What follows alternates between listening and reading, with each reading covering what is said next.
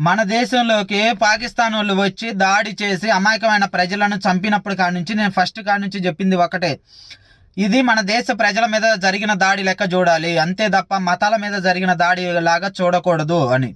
కొంతమంది ఇలా స్వార్థం కోసం ఇది మతాల మధ్య జరిగిన గొడవ లెక్క, మతాల మధ్య జరిగిన దానిలాగానే చిత్రీకరించాలని చెప్పి ప్రతిసారి మతం మతం అని తీసుకొచ్చారు. అది మన ఇండియా మీద జరిగిన దాడి అని చెప్పడం కంటే మతం మీద జరిగిన దాడి అని చెప్పడం కోసమే ఎక్కువ ఇంట్రెస్ట్ చూపించారు.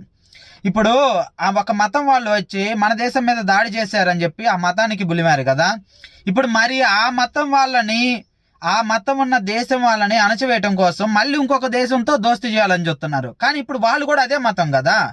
అందుకని ఇక్కడ మతాలను చూడకూడదు. దేశాలు, ఒక దేశంలో ఉన్న మతస్థులు ఉన్నట్టు ఇంకొక దేశంలో ఉన్న మతస్థులు ఉండరు. ఎక్కడైనా కానీ ఆ దేశానికి తగ్గట్టుగానే ఉంటారు. అందువలన దేశాలను దేశాలుగానే చూడాలి.